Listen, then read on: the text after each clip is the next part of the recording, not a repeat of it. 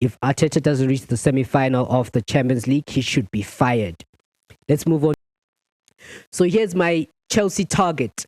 If the Chelsea coach does not get to number 1 or number 2 this season, he should be fired. But unfortunately, Reece James probably bonds with the medical team more than his players. So Reece James is the captain on the pitch, but he's never on the pitch, because if he wins a trophy for Tottenham, he might get fired. I mean, if Thomas Frank wins the English Premier League for Tottenham, I wouldn't be surprised if they fire him. Welcome to another episode of Back Pass Tactics. So today we're going to be discussing Arsenal and Arteta's expectations for the English Premier League. We're going to be talking about Chelsea and my expectations for Chelsea in the English Premier League. We're also going to be talking about Tottenham's new coach and my expectations for Tottenham Hotspur. So let's start with Arsenal.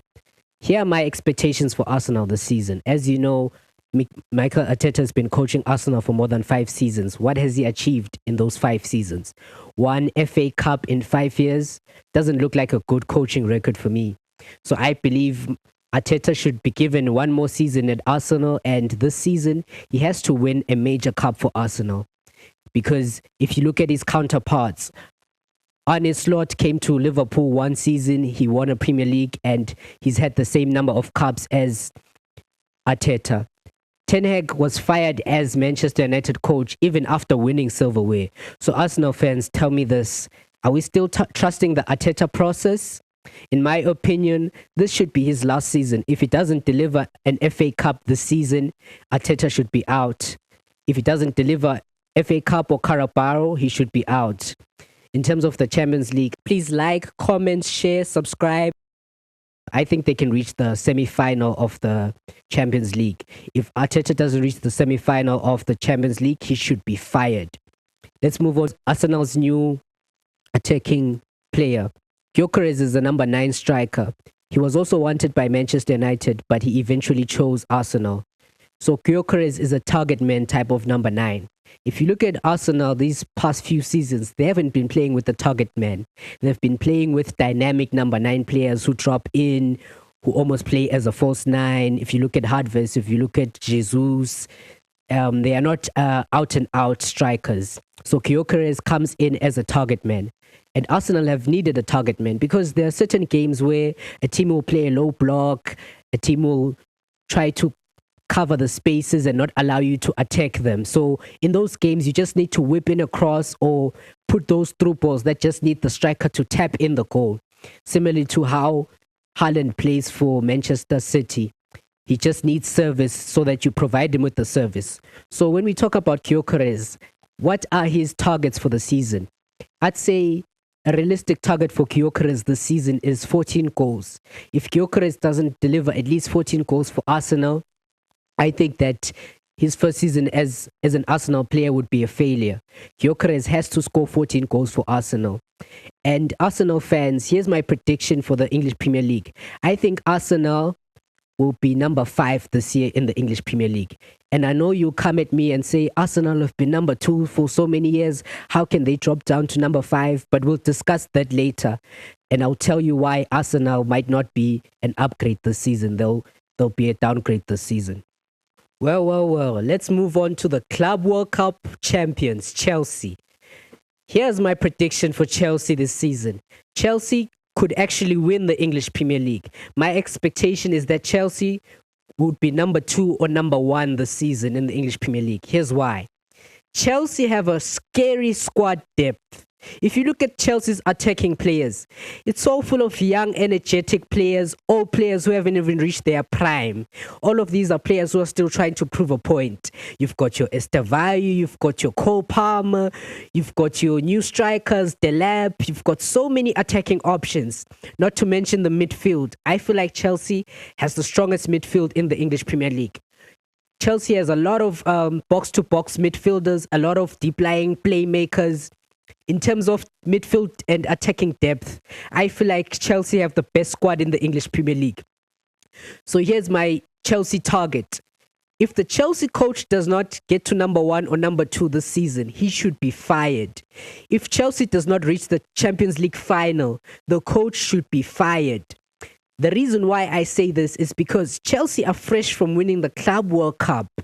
Let me repeat this: the Club World Cup. Before that, they won a European Cup as well. So Chelsea have to move upwards in terms of improving. They have to improve. And honestly, the coach doesn't have any excuse. If Chelsea does not meet these targets, I believe the coach should be fired. Now let's move on to a controversial topic. Let's talk about Reece James. Does he deserve another chance at Chelsea, or are they just paying him to be on the bench and be attended by the medical staff? If you look at Reece James, he's a great leader, a very technically gifted player, can pass the ball, can defend. In my opinion, one of the best right backs in the English Premier League. But unfortunately, Reece James probably bonds with the medical team more than his players. So Reece James is the captain on the pitch, but he's never on the pitch. So I have some reservations about Reece James. I feel like if his injury issues aren't solved, I feel like they should terminate Reece James's contract, because at this point, why are they paying his salary if he's always injured? And I know Chelsea fans will come at me and say, academy player, he's their captain, but what good is a captain that stays on the bench, who bonds with the doctors of the team? We need a captain who's on the pitch, who's directing play, yelling at the new players and telling them to make passes, yelling at the defenders and telling them to keep the shape. Because basically the captain is one of the coaches on the pitch. He's the eyes and ears of the coach. So what type of instructions is Reece James giving the players when he's also on the bench? I mean, seriously, he's always on the bench. I think he needs to improve on this aspect if he needs to go forward as a captain for Chelsea, or a player for Chelsea for that matter. So let's move on and talk about Tottenham Hotspur, the mistake they made by firing Ange Pochettino, and what are the targets for Thomas Frank this season. So let's talk about Tottenham this season. Tottenham is fresh from winning a Europa Cup. These guys are allergic to trophies. And the first coach who won them a trophy in a long time was fired. That just explains what type of team this is. I mean, how can you fire the coach that won you your first trophy in so many years? That just means the club does not have vision for winning trophies. That means Thomas Frank must come into Tottenham, and his number one mandate is to don't dare win any trophies for Tottenham. Because if he wins a trophy for Tottenham, he might get fired. I mean, if Thomas Frank wins the English Premier League for Tottenham, I wouldn't be surprised if they fire him, because he's destroying the club's reputation. Tottenham are known for not winning trophies. So that's what they expect from him. Let's be serious for now. Thomas Frank, here's my expectation for you this season. I expect Thomas Frank to be in the Champions League, so he has to be in the top 4 position. But realistically, do I think Tottenham could make the top 4 this season? I don't think Tottenham can make the top 4 this season.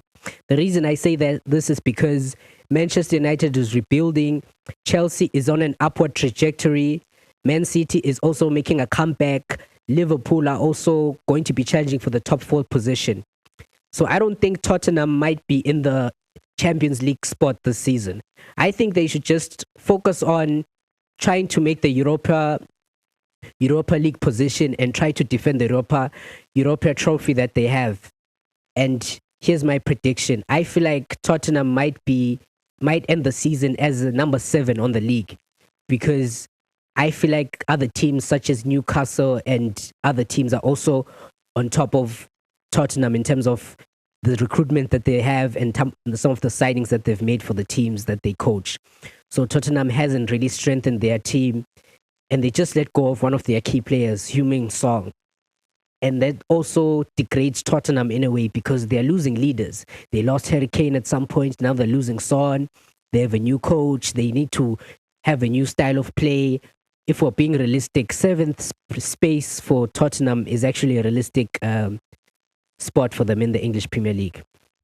That's it, folks. Please like, comment, share, subscribe, share with your family, share with your friends. I'll be right back like Reece James, hopefully not injured and having proper vocal cords.